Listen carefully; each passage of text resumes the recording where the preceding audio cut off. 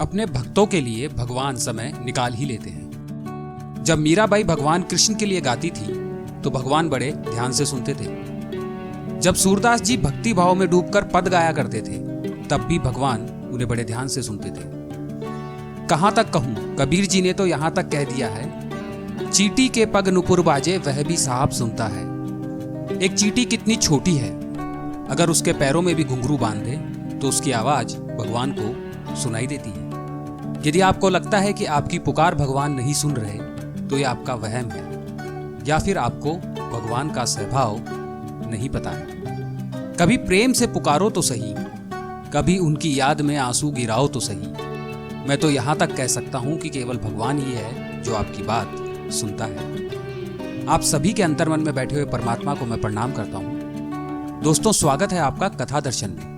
अगर अभी तक आपने हमारा चैनल सब्सक्राइब नहीं करा है तो सबसे पहले आप हमारे चैनल को सब्सक्राइब करें। आइए इस कथा से समझते हैं कि भगवान सुन रहे हैं। एक भगवान जी के भक्त हुए, उन्होंने 20 साल तक लगातार गीता जी का पाठ किया।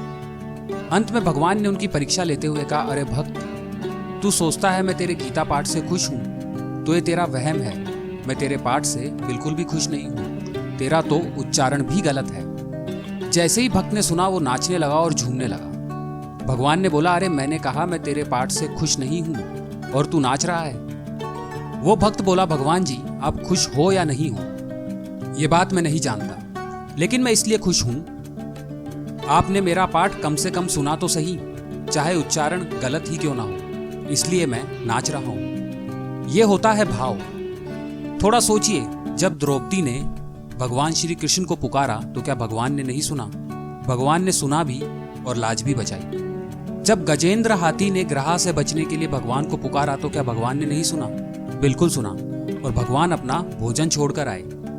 नरसिंह मेहता जी, कबीर दास जी, तुलसीदास जी, सूरदास जी, मीराबाई जी, न जाने कितने संत हुए हैं जो भगवान से बातें करते थे और भगवान उनकी सुनते भी थे। इसलिए जब भी भगवान को याद करो, उनका नाम जप करो, तो ये मत सोचना कि भगवान आपकी पुकार सुनते होंगे या नहीं। कोई संदेह मत करना, बस हृदय से उनको पुकारना। तुम्हें खुद लगेगा कि हाँ, भगवान आपकी पुकार सुन रहे हैं। प्रकृति के 4 कड़वे नियम हैं जो सत्य हैं। यदि आप उनका पालन करें तो जीवन सुखी हो जाता है। प्रकृति का पहला नियम, खेत में बीज न डाले जाएं तो कुदरत उसे घास फूस से भर देती है। ठीक उसी तरह दिमाग में सकारात्मक विचार न भरे जाएं तो नकारात्मक विचार अपनी जगह बना लेते हैं। प्रकृति का दूसरा नियम, जिसके पास जो होता है वो वही बांटता है। सुखी सुख बांटता है, दुखी दुख बांटता है, ज्ञानी ज्ञान बांटता है, भयभीत भय बांटता है और भक्त भक्ति बांटता है। प्रकृति का तीसरा नियम, आपके जीवन में जो भी मिले